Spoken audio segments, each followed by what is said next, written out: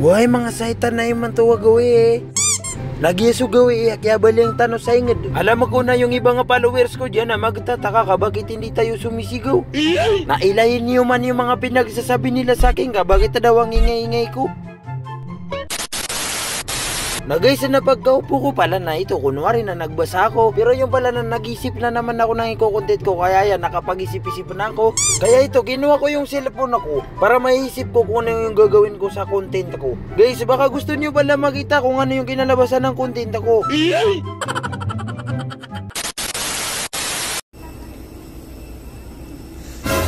Adon. Allahumma barik lana fi ma razaqtana wa qina adzabannar bismillah. Matan na mga tao di nan katawan. Na ito na nga, pagkatapos ng content natin na magbubuking itong eroplano kasi na maglalayog-layog na siya. It's time, let's do this. Let's go. Yes sir. Ay, ang katabi pala natin si Sulutan sa Angeles. Yes sir. At ito na nga, na-excited na ako kasi nakikita ko na nga lumalayog na yung plane na sinasakyan ko. So pagkatapos pala nila lumipad na ayan, pinatay na nila diretso yung ilaw ka para matulog na daw yung mga saitan. Na nagulat ako kapag kagising ko na nag-uumaga na pala. Tapos naiwan ako pa sa ilay ko na to, akala ko na may mga building na sa Mindanao. Hindi pala, mga gabon pala yung nakikita ko. Nanoong naaninag ko na yung lagindingan na tuwang-tuwan ako kasi feeling ko na naman nakarating na ako sa ingand ko. Na habang bumababa yung eroplano na tingnan yung itsura ko, sa sobrang saya ko na mukha na akong pakaudo. Yung totoo na naguguwa na pala ako.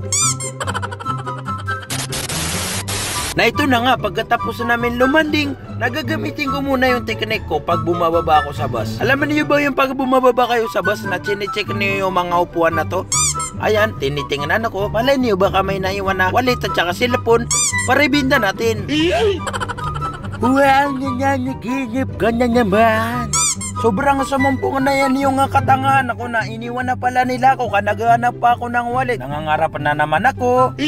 Ang iniisip ko kasi nakala ko na makakailay ako ng 5 milyon. Tapos na isa pa to sa napipikir ko, malay niyo na miyakailay ako sa 16 Pro Max. So diba, hindi happy ako. Ay daw. Na sobrang tagal pala ng ninanayaw namin ka nagtutulad-tulad sila. Ayan pala si Sulutan. Na ito, nung miyapasa din na sila na biglang may nalangkaw kami. May nakita kami yung naka 360. Talong-talo kami. Mga classmate ni Nasrullah. Yan, mga banuit yan. Guys, na ngayon lang ako nakatapangan ng walang baggage. Sobra na yan niya kagaan-gaan kasi alam niyo, wala kaming gamit. Hindi wala kaming niyayaw. Kaya diretso sa toilet. Hindi pala, toilets. Yes sir, dapat na sosyalin. Na guys, ang pinuntahan ko lang pala dito sa banyo na para magsayaw-sayaw. Guys, at ito na, magliliw na ako dito sa airport. Yes sir! Sorry, bawal na pala sumigaw. At bago pala kami lumabas na tinanong ko na si Bopang Jamal kung sino-sino yung magsusundo sa amin. Tapos nabigla lang nakita ni Bopang Sanaway, sabi niya ayun sila. Yes sir! Guys, nakita ko na yung omi ko. Baka din nyo alam, sobra na yan, dami na yung omi ko na yan. At guys, habang pinagmamasdan ko yung lagindingan na mapapag-goodbye lagindingan na naman ako. Yes sir. At pagkakita pala namin na sundo namin na tinambak na namin yung mga bag namin na yan. Guys, habang palabas pala kami ng lagindingan na napansin ko na sobrang mga rich siguro ng mga tao dito. Wala pa kasi ako nakitang Avanza na taxi. Guys, only in the Cagayan de Oro. Look at this. Wala. Guys, partida. Litis na Avanza yan. Yes sir. Mga saitan, huwag niyong kalimutan i-like and follow ang ating Facebook page. Mga saitan!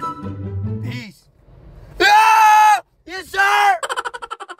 Abangan na next na kabanata. Wow!